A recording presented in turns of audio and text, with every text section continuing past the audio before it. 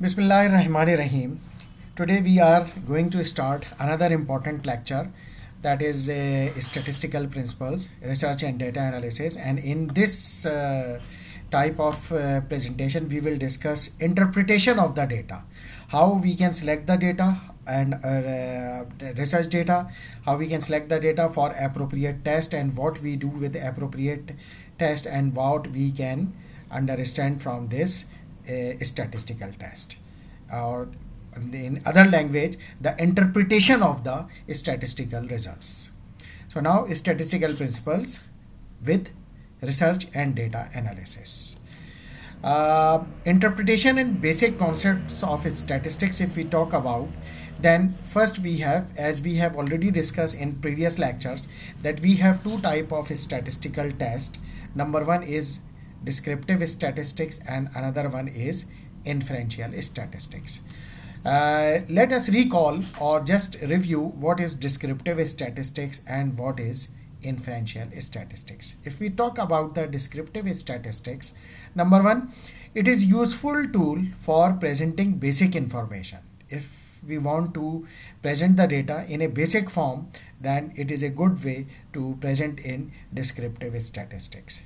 In this type of statistics, we present the data in the form of central tendency, like a mean, in the form of mean of the data, median of the data, or mode of the data. And sometimes we also explain the dispersion of the data or the spread of the data in terms of standard deviation, relative standard deviation, which is also called coefficient of variation, interquartile range, or in the form of range. On the other side, if we talk about the hypothesis testing, this is called inferential statistics. Inferential statistics की अगर हम बात करें, then we have the main components here, or the main thing is hypothesis testing or the test of significance.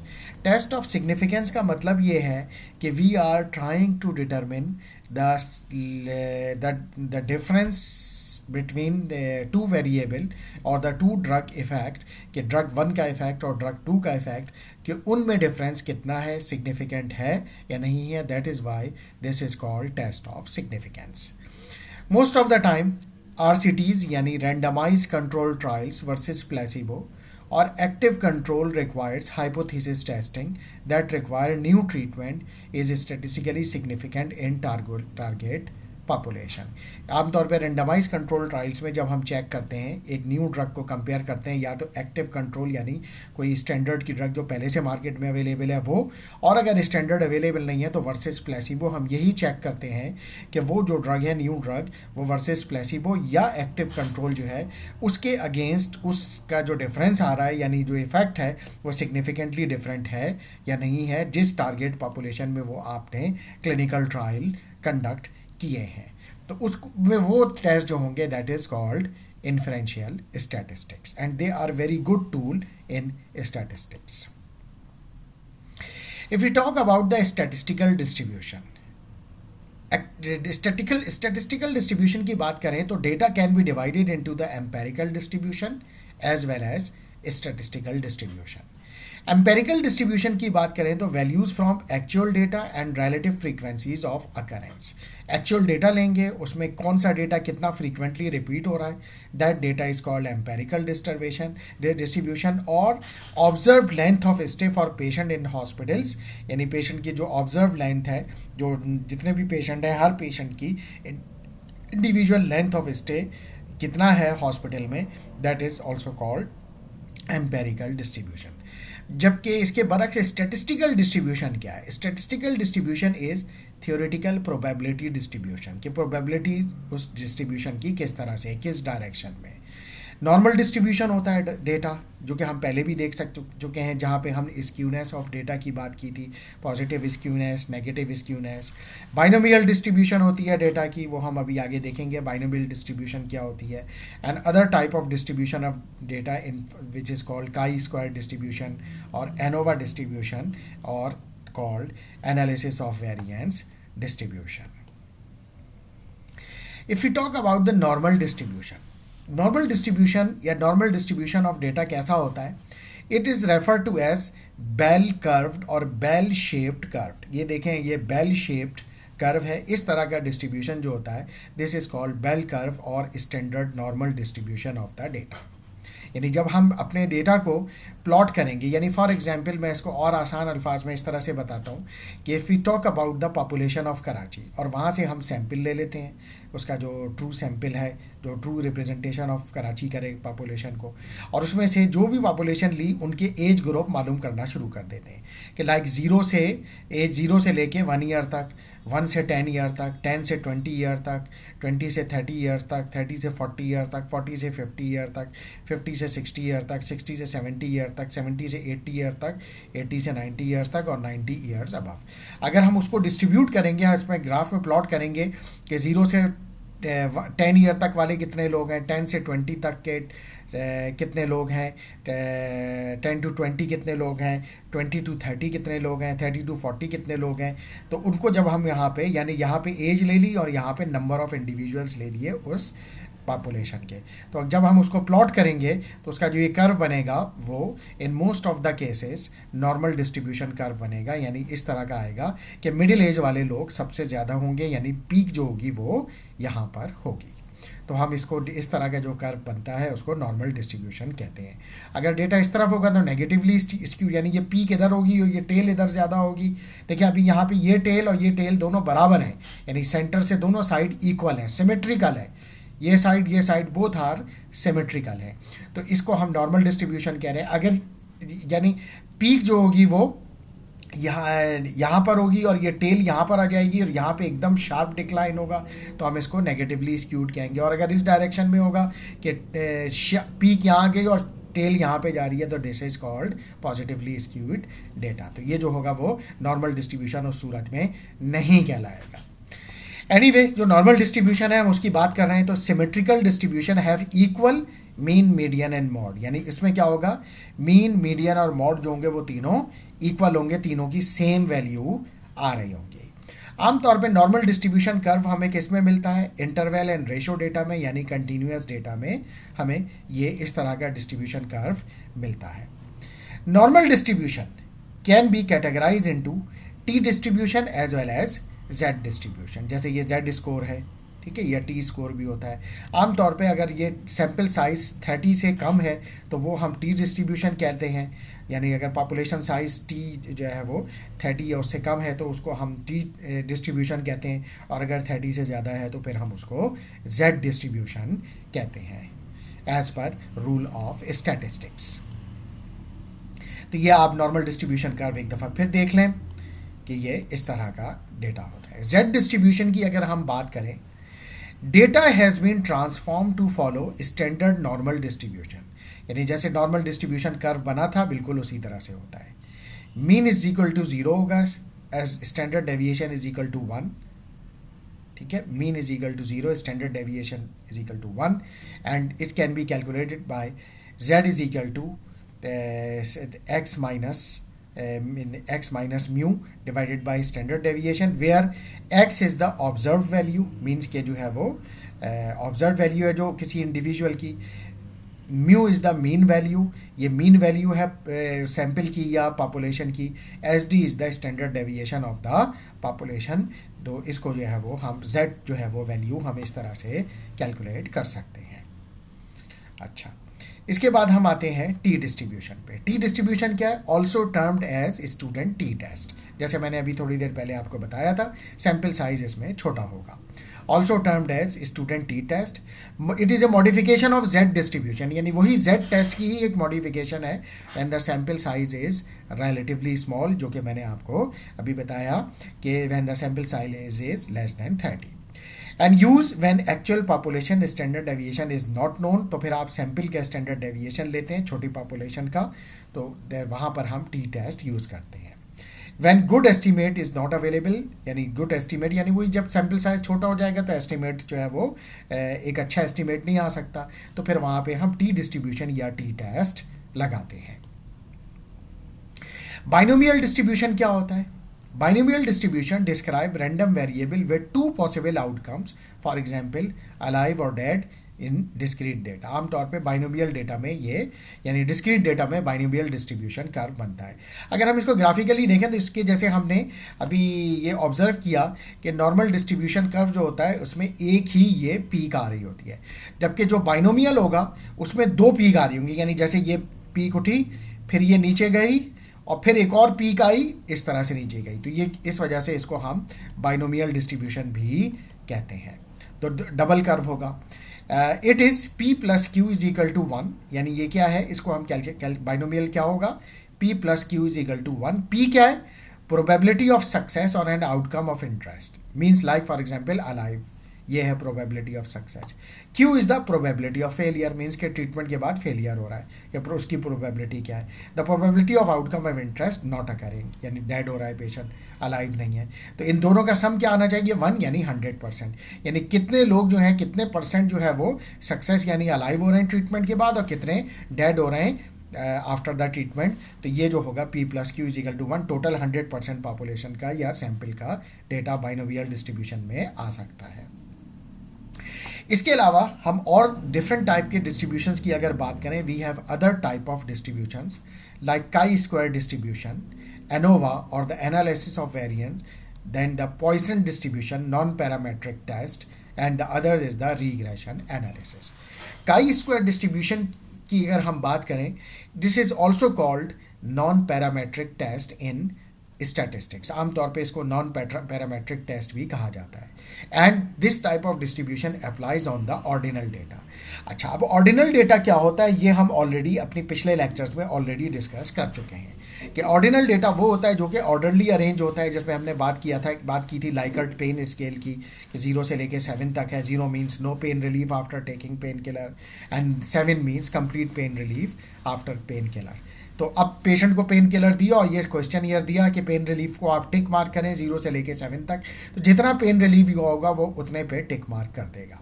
तो this type of data is called ordinal data. इसके अलावा ordinal data की एक और एग्जांपल मैंने बताई थी कि आप जैसे रेस्टोरेंट्स वगैरह में खाना खाने जाते हैं तो वो आपसे फीडबैक फॉर्म भरवाते हैं, तो जैसे आप पूछते हैं कि टेस्ट आपको कैसा लगा, कि पुअर था, फेयर था, गुड था, एक्सीलेंट था, बेस्ट था, तो ये भी एक ऑर्डरली अरेंजमेंट में, तो इस तरह का डेटा जो होता है वो ऑर्डिनल डेटा कहलाता है। एनोवा की अगर हम बात करें, एनोवा और एनालिसिस ऑफ वेरिएंस, इसमें एफ डिस्ट्रीब्यूशन टेस्ट है और ये पैरामेट्रिक टेस्ट है। पैरामेट्रिक टेस्ट किस पे होता है, जो कि कंटिन्यूस डेटा होता है। कंटिन्यूस डेटा कैसा होता है हमारे पास, लाइक इंटरवल डेटा या रेशो डेटा। फिर हम आते हैं पॉइसन डिस्ट्रीब्यूशन, ये भी नॉन पैरामेट्रिक डेटा है, नॉन पैरामेट्रिक टेस्ट है, जिसमें आपके पास आ जाते हैं बहुत सारे डिस्ट्रीब्यूशन टेस्ट आ जाते हैं, लाइक आपके पास विल्कॉक्सन मान विटनी टेस्ट है, विल्कॉक्सन साइन रैंक टेस्ट है, क्रुस्कल वैलीज टेस्ट है, ये जो है यहाँ पर आ जाते हैं। इसके अलावा रीग्रेशन एनालिसिस भी, कि जो है वो टाइम के साथ जो है रीग्रेशन कितना हो रहा है, ग्राफ की पैटर्न और ट्रेंड किस डायरेक्शन में जा रहे हैं और वो सिग्निफिकेंट है या नॉन सिग्निफिकेंट है, दोनों वेरिएबल एक्स वेरिएबल और वाई वेरिएबल ग्राफ के, उनको हम रीग्रेशन एनालिसिस कहते हैं। तो इस तरह का डिस्ट्रीब्यूशन भी, ये भी दोस्त अदर टाइप के डिस्ट्रीब्यूशन है जो जिस पर हम स्टैटिस्टिकल टेस्ट लगाते हैं। Now next is the central limit theorem. Central limit theorem क्या कहता है, थ्योरम 1, थ्योरम 2, थ्योरम 3। थ्योरम 1 क्या कह रहा है, mean of all sample means will equal to the population mean, यानी ये कह रहा है थ्योरम 1 ये कहता है कि जैसे फॉर एग्जांपल अगर कराची की पॉपुलेशन लें हम, तो कराची की पॉपुलेशन ऑलमोस्ट 30 मिलियन के करीब है, यानी 3 करोड़ के करीब है। तो अब 30 मिलियन की पॉपुलेशन में हर एक को ये चेक करना कि उसकी एज क्या है, यानी 3 करोड़ लोगों का डेटा कलेक्ट करना और फिर उसके बाद उनकी एज का डेटा कलेक्ट करना और फिर उसका मीन निकालना कि कराची में मीन पॉपुलेशन क्या है, तो फिर मीन एज क्या है पॉपुलेशन की, तो उसको निकालना मुश्किल हो जाएगा। तो फिर हम क्या करेंगे कि कराची का एक सैंपल ले लेंगे जो ट्रू रिप्रेजेंटेटिव होगा कराची की पॉपुलेशन का, जो रैंडमली कलेक्ट किया गया होगा, और उस सैंपल से उनकी पेशेंट की एज मालूम करेंगे और उनका मीन निकाल लेंगे। तो अगर वो मीन पॉपुलेशन के मीन को बिल्कुल सही रिप्रेजेंट कर रहा है तो फिर ये थ्योरम 1 प्रूव हो जाएगा कि मीन ऑफ सैंपल जो है वो इक्वल है पॉपुलेशन मीन के, यानी मीन और जो age of sample that is equal to the mean age of the population, यानी जो ट्रू पॉपुलेशन है उसकी मीन एज जो है उसके बराबर है। तो ये थ्योरम 1 प्रूव हो जाएगा। और थ्योरम 1 यही कहता है कि जो अगर आपने सैंपल सही लिया है तो वो मीन जो रिप्रेजेंट करेगा वो सही होगा उस पॉपुलेशन की मीन का, यानी उसके एज का या उसकी जो है BMI का या जो भी आप पैरामीटर ले रहे हैं वो उसका सही मीन आएगा। थ्योरम 2 क्या कहता है? Standard deviation of the sample means is equal to the standard error of the mean. ये स्टैंडर्ड डेविएशन इसी तरीके से जो सैंपल का होता है वो standard error of the mean उसके बराबर होगा। यानी स्टैंडर्ड डेविएशन क्या होता है? ये पॉपुलेशन का स्टैंडर्ड डेविएशन है, यानी वो ये कि मीन एज आपने मालूम कर ली, ठीक है, अब आपने उसका स्टैंडर्ड डेविएशन निकाल लिया, तो जो स्टैंडर्ड डेविएशन जो आ रहा है उस सैंपल में से वही स्टैंडर्ड डेविएशन पॉपुलेशन का होगा। स्टैंडर्ड एरर और स्टैंडर्ड डेविएशन में सिर्फ यही फ़र्क है कि ये दोनों स्टैंडर्ड डेविएशन है। स्टैंडर्ड एरर जो होगा वो सैंपल का स्टैंडर्ड डेविएशन होगा और जो स्टैंडर्ड डेविएशन होगा वो पॉपुलेशन का स्टैंडर्ड डेविएशन होगा। या दूसरे मानों में आप ये कह लीजिए कि 3 करोड़ पॉपुलेशन की एज का जो स्टैंडर्ड डेविएशन होगा वो स्टैंडर्ड डेविएशन कहलाएगा। और जो आपने उसमें से सैंपल कलेक्ट कर लिया, like for example 30,000 individuals of Karachi जो सैंपल लिया है, जो कराची को रिप्रेजेंट कर रहा है, उससे उनका जो स्टैंडर्ड डेविएशन एज का निकाला तो वो स्टैंडर्ड डेविएशन दरअसल सैंपल का होगा, तो उसको हम स्टैंडर्ड डेविएशन नहीं बल्कि स्टैंडर्ड एरर कहेंगे। तो सैंपल का स्टैंडर्ड एरर होगा और पॉपुलेशन का स्टैंडर्ड डेविएशन होगा, तो हैं दोनों एक ही चीज़। थ्योरम 3 क्या कहता है? As the sample size increases, जैसे जैसे हम सैंपल साइज बढ़ाते चले जाएंगे, distribution of sample means will approach a normal distribution regardless of underlying distribution of variable. जितना हम सैंपल साइज बढ़ाते चले जाएंगे हमें नॉर्मल डिस्ट्रीब्यूशन कर्व मिलता चला जाएगा, और जितना सैंपल साइज छोटा होगा फिर हमें वो डेटा जो होगा वो नॉर्मली डिस्ट्रीब्यूटेड नज़र नहीं आएगा। तो इसलिए हमारी कोशिश ये होनी चाहिए कि सैंपल साइज़ जितना बड़ा हो ताकि हमें बिल्कुल सही जो है वो वेरिएबल्स की इंफॉर्मेशन मिले और हमारा जो कर्व आए वो नॉर्मल डिस्ट्रीब्यूशन हो, ताकि हम उस पर पैरामीटर जो है लगा सकें, जो टेस्ट लगा सकें वो रिज़ल्ट भी बिल्कुल सही या अप्रोप्रिएट दे सकें। इसी वजह से ये ज़रूरी होता है कि हम जो भी स्टडी कंडक्ट करने जा रहे हैं और उस पर जब हम इस स्टैटिस्टिकल टेस्ट लगाएंगे, then the sample size of the study should be sufficient. If the sample size of the study is not sufficient, then there is a high probability of error within your study. इसी वजह से it is emphasized that the sample size should be appropriate and it should be calculated properly. Sample size calculate कैसे करते हैं उस पर भी हम अपने लेक्चर में बाद में सैम्पल साइज़ की जो कैलकुलेशंस होती है, सैम्पल डिटर्मिनेशन की जो हम बात करते हैं उस पर हम अपनी प्रेजेंटेशन ज़रूर रखेंगे। नाउ स्टैटिस्टिकल इंटरफेरेंस और इन्फेरेंस। स्टैटिस्टिकल इन्फेरेंस क्या है या इन्फ्रेंशियल स्टैटिस्टिक्स क्या है? It is a process of analysing the data from sample collected randomly और नॉन रैंडमली। यानी वही जो आपने, जैसे मैंने कहा कराची की पॉपुलेशन में से आपने सैम्पल ले लिया, उसको आपने कलेक्ट किया है रैंडमली या नॉन रैंडमली और उसके बाद उसके डेटा को एनालाइज किया है, तो this is called statistical inference. Using results to infer the related values in the source और टारगेट पॉपुलेशन। जो भी रिजल्ट्स आएंगे उसको आप अप्लाई कर सकेंगे टारगेट पॉपुलेशन पे, यानी आप ये अज्यूम करेंगे कि जो पॉपुलेशन का सैंपल आपने लिया था उससे जो रिजल्ट्स आए हैं वो अप्लाई हो सकते हैं उस कराची की पॉपुलेशन पे।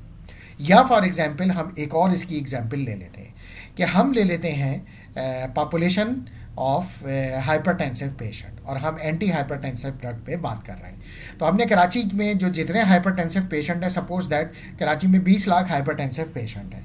अगर 20 लाख हाइपरटेंसिव पेशेंट हैं तो क्या हम 20 लाख पेशेंट पे स्टडी कर सकते हैं? बिल्कुल भी नहीं। तो हम क्या करेंगे, उन 20 लाख का अप्रोप्रिएट सैंपल साइज कैलकुलेट करेंगे। मे बी वो 20,000 आता है, तो 20,000 पेशेंट पे हम स्टडी कंडक्ट कर सकते हैं, इट इज़ पॉसिबल। तो उस पॉपुलेशन पे और वो जो सैंपल हम कलेक्ट करेंगे वो सही ट्रू रिप्रेजेंटेटिव होना चाहिए उन 20 लाख यानी 2 मिलियन पॉपुलेशन का जो कि हाइपरटेंसिव है इन द कराची।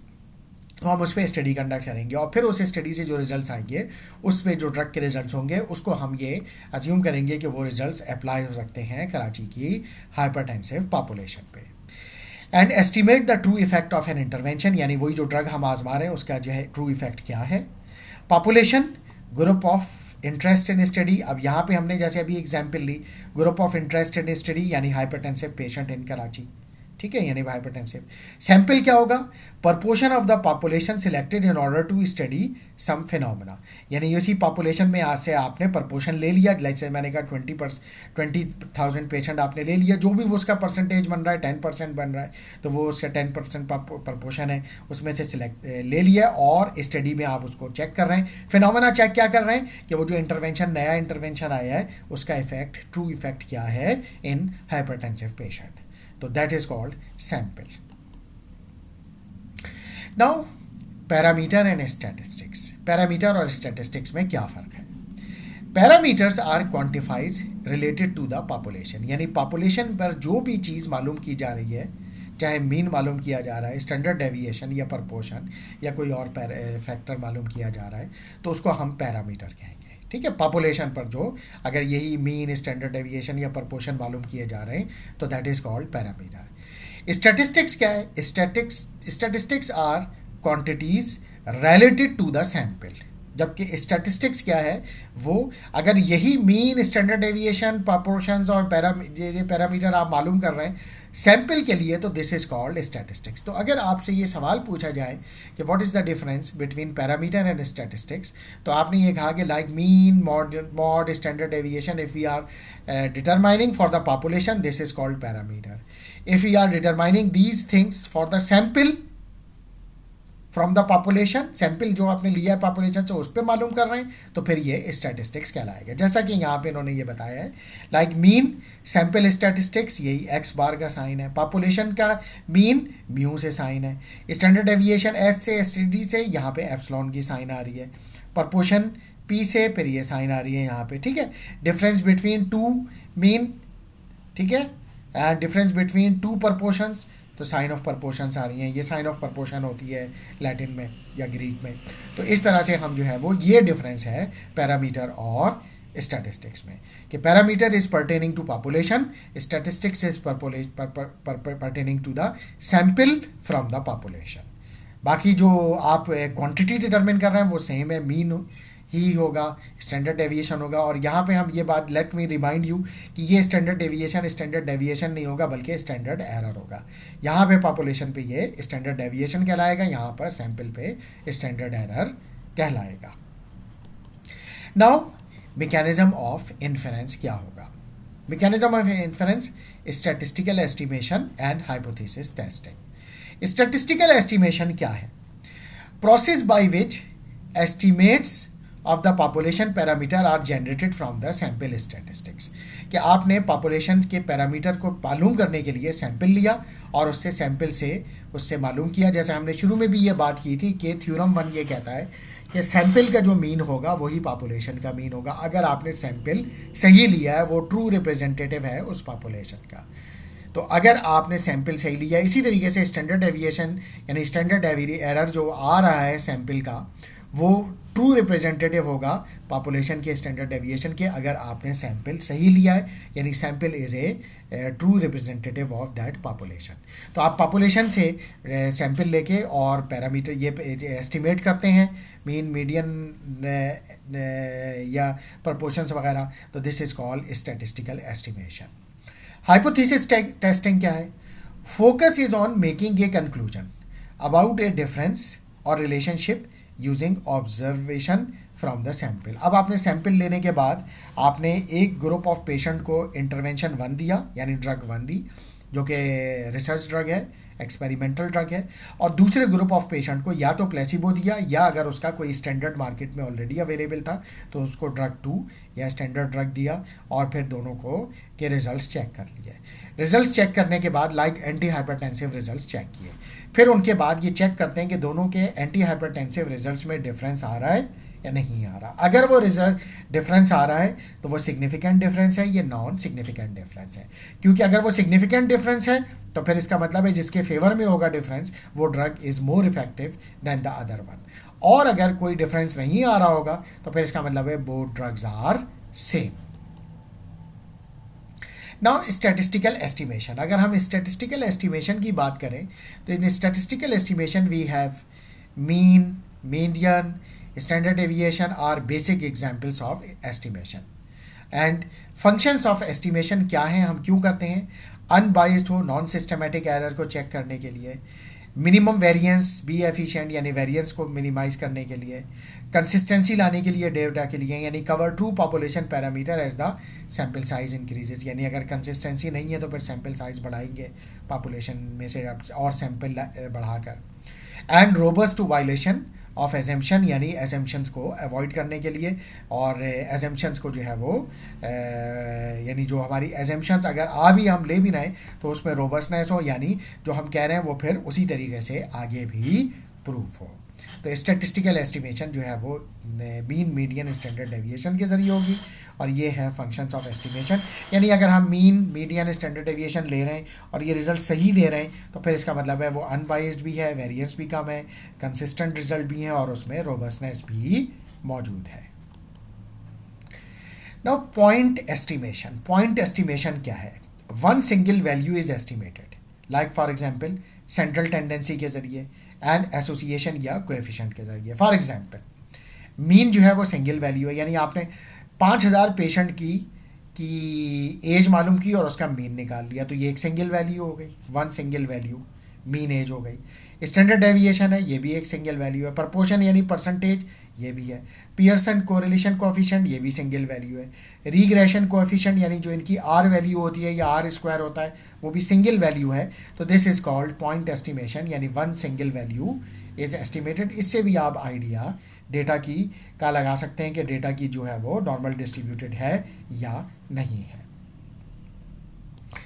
इसके बाद है इंटरवल एस्टिमेशन। इंटरवल एस्टिमेशन क्या है? इंटरवल एस्टिमेशन हमें बताएगा precision of estimate can be determined, कि डेटा में प्रिसीजन कितना है, यानी रिपीटेबिलिटी एंड रिप्रोड्यूसिबिलिटी कितनी है। अच्छा, certain level of error is constructed called confidence interval. Certain level of error is constructed called confidence interval. ये हमें ये बता रहा है कि certain level of error is constructed called confidence interval. Confidence interval हमें ये बताएगा कि हम अपने जो हमने रिसर्च कंडक्ट की है उस रिसर्च में हम कितने कॉन्फिडेंट हैं कि वो जो रिजल्ट्स आ रहे हैं वो उस रिसर्च के सही होंगे, यानी जो हमारा हाइपोथेसिस है रिसर्च के हवाले से वो सही है। जैसे मिसाल के तौर पे अगर हम एक न्यू ड्रग डेवलप कर रहे हैं और उस न्यू ड्रग डेवलपमेंट में हम ये अज्यूम कर रहे हैं कि new drug is better than the old drug, तो फिर ये हमारा कॉन्फिडेंस होना चाहिए। अब ये कॉन्फिडेंस हमारा कितने परसेंट हो सकता है? ये कॉन्फिडेंस हमारा 95% हो सकता है कि वी आर 95% श्योर कि हमारी जो न्यू ड्रग है वो बेटर होगी कंपेयर टू ओल्ड ड्रग, या हमारा कॉन्फिडेंस 90% हो सकता है या 99% हो सकता है। तो हम कॉन्फिडेंस इंटरवल हम इसे कहते हैं। तो अगर हमारा कॉन्फिडेंस 95% है तो इसका मतलब है एरर का चांस 5% है, कि यानी 95% तो हम कॉन्फिडेंट हैं कि जो न्यू ड्रग होगी that will be better than the old drug, लेकिन 5% इस चीज़ का एरर का चांस है कि हमारा जो कॉन्फिडेंस है वो गलत हो, यानी वो जो है जो न्यू ड्रग है वो बेटर देन ओल्ड ड्रग ना हो। तो ये 90% भी हो सकता है, 95% भी हो सकता है, 99% भी हो सकता है। But in most of the biological studies और इन फार्मास्यूटिकल स्टडीज और ड्रग स्टडीज और in medical studies we keep confidence interval 95%। तो वहाँ पे हम करते हैं। 99% पे आमतौर पे हम जाते हैं उनमें जो कि बहुत ही सेंसिटिव ड्रग होती हैं, नैरो थेराप्यूटिक इंडेक्स ड्रग्स होती हैं, या फिर एयरक्राफ्ट इंडस्ट्रीज होती है, वहाँ पर 99% कॉन्फिडेंस होना चाहिए, क्योंकि उसमें तो ये एक पेशेंट की जान का मामला नहीं होता, बहुत सारे इंडिविजुअल्स की पॉपुलेशन की जान का मामला होता है। तो वहाँ पर चांस ऑफ एरर जो है वो बिल्कुल मिनिमाइज कर लिया जाता है, यानी कॉन्फिडेंस आपका ज़्यादा होना चाहिए, like 99% error. Now, equation of confidence interval called point estimate plus minus critical value, standard error और standard deviation of estimate, इससे हम कैलकुलेट करते हैं कॉन्फिडेंस इंटरवल के पॉइंट एस्टिमेट, यानी वही लाइक मीन मालूम कर लिया, ठीक है, पॉइंट एस्टिमेट जो कि हमने पिछली स्लाइड में देखा था, ठीक है ना। पॉइंट एस्टिमेशन मीन है, स्टैंडर्ड डेविएशन है, प्रपोर्शन है, हमने उससे मालूम किया। उसके बाद प्लस माइनस क्रिटिकल वैल्यू, यानी वही जो स्टैंडर्ड डेविएशन की plus minus value, critical value जो होती है उसकी, वो हम मालूम कर लेते हैं टी टेबल, जेड टेबल, या जो भी हम टेस्ट करने जा रहे हैं, स्टैंडर्ड डेविएशन या स्टैंडर्ड एरर, उसको से हम इसको वो मल्टीप्लाई कर लेते हैं और हम फिर उससे जो है वो डिटरमिन कर लेते हैं कि हमारी जो क्रिटिकल वैल्यू बेसिकली यही है, ठीक है।